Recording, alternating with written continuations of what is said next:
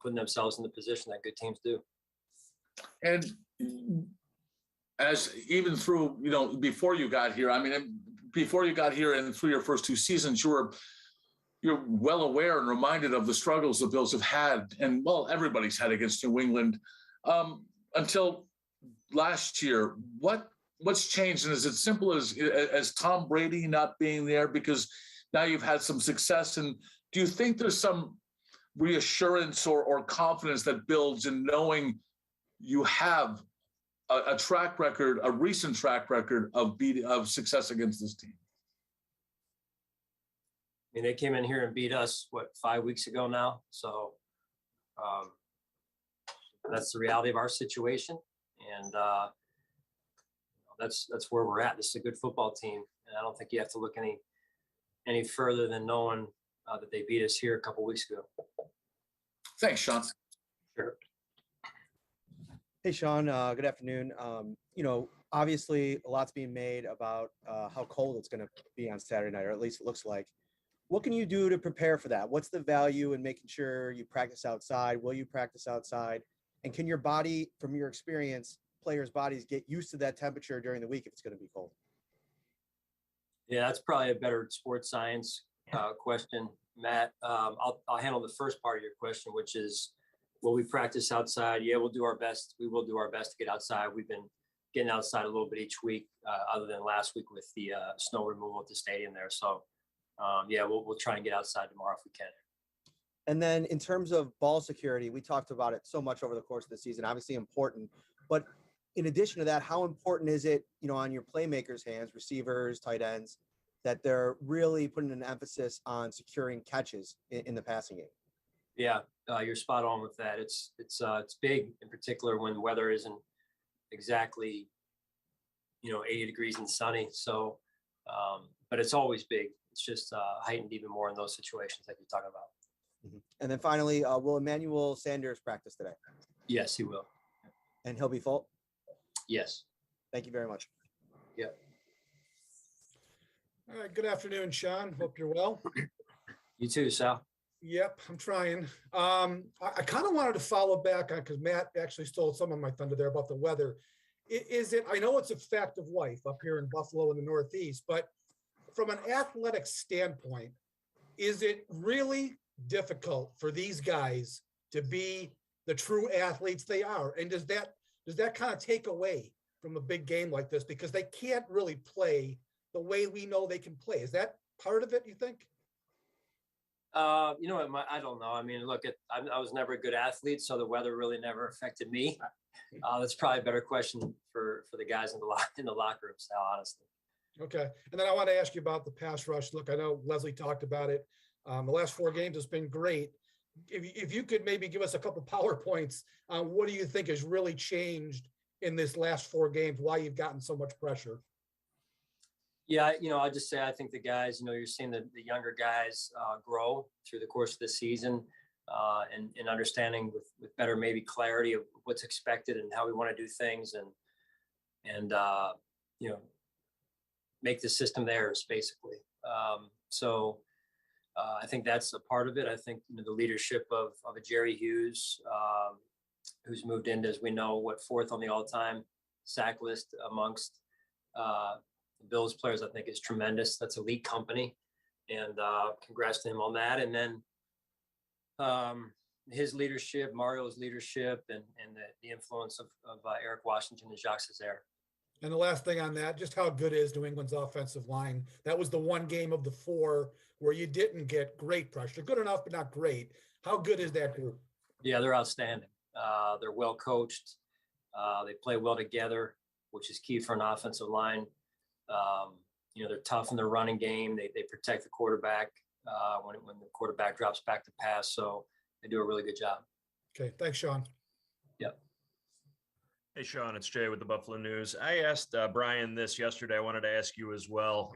When you are looking to acquire a new player, particularly at receiver, whether that's the draft, free agency, or a trade, you can project physically how their skills might match up with Josh. You can research their football character, their background, all that stuff. But until you really get them in the building, you don't truly know how they're going to mesh with your quarterback. So when it comes to Stephon and what those two guys have been able to do in 2 years together, has it maybe even exceeded what you hoped it would? I mean, they've, caught more balls together than any two quarterbacks and wide receivers in history in their first 2 years together. Yeah, I mean, listen, you mentioned two really good players, right? In that question. So when those two really good players, or any two good players can get on the same page like those two have, I think it's fun to watch, right? And usually the results are good. And so I think their best football personally is ahead of them because of the rapport that they continue to build on a daily basis, and the way that those two are developing in their own right. So yeah, they've been a great duo for us over the last year and a half, year and 3/4, almost 2 years now. They seem to be very close on the field and off the field. How important do you think chemistry is in that relationship? In that positional relationship that they have. Yeah, that's big. It's definitely big, and can only help. Okay, thanks, Sean. Hey, Sean, I know you've talked about special teams a few times the last few days with confidence in both Tyler and Matt. But I was curious, with, again, the weather being such a factor, how does that kind of change what you decide to do with them? And also, how far in advance can you decide if that'll change when the forecast can change so much, like even Saturday morning to Saturday night? Are you saying with respect to those two specifically, or the whole game, or special? I just want to make sure I'm answering your question here. Just like if you're deciding, we'll punt here, we'll go for it, we'll take a field goal. How much does that change to start, just with weather as a factor in general? Yeah, weather definitely adds another layer to what you have to think about. Preparing for the game, and then also making those in-game decisions for sure. And I guess also, is that something? How much of that, of like different plans, can you decide on in advance when maybe the weather changes so quickly here, if that makes sense? Yeah, I mean, again, that's where the preparation, you do the best you can with the information you have, but then when the game's kicked off, sometimes things change, and you have to adjust. And then Matt already asked about kind of what you guys do as a whole to prep for cold weather. Is there anything that kickers and punters can do on top of that to get ready for a really cold game like this? It's tough duty. It really is. I mean, that ball is not easy to kick or punt, and whether like we had last week, or we may have this week. But I love their mental toughness, both of them, and how they approach it. I really do. Thanks. Sure. Hey, Sean, sticking with special teams, just how do you feel Matt Hawk has performed in his first season here, especially in regards to kicking at home? Yeah, I mean, I think he's done some really good things for our football team, not just punting, but also holding. I mean, you look at the total package and his influence on our football team, and his steady demeanor week to week. And, there's plays, obviously, we all want back. I'm sure he wants some of those back. And I love the fact that he's a resilient competitor, and I can't wait to watch him moving forward as we move here. So, that's really where we're at. And I apologize if you have already answered this in the past couple of weeks, but you brought in Jamie Gillian onto the practice squad. What was the thought process behind that? Just probably a better question for Brandon overall specifically. But Jamie's a guy that's, he's punted in this league and has done a good job. And anytime we can, look to improve our football team, we're going to do that at every position, not just punter, but at all positions. Great. Thanks, Sean. Yeah. Coach McDermott, Mookie Hawk, as well for Sports 1080. Good afternoon, sir. Hi, Mookie. I know this is a question for Mr. Bean, but Shaq Lawson got released. What are your thoughts on potentially bringing Shaq back? Oh, Shaq. We're always looking. Shaq's always a guy that's high on my list. He brought a lot of value to our organization when he was here. Always had great energy, and so it's great when we can connect when we've played in the last year or so.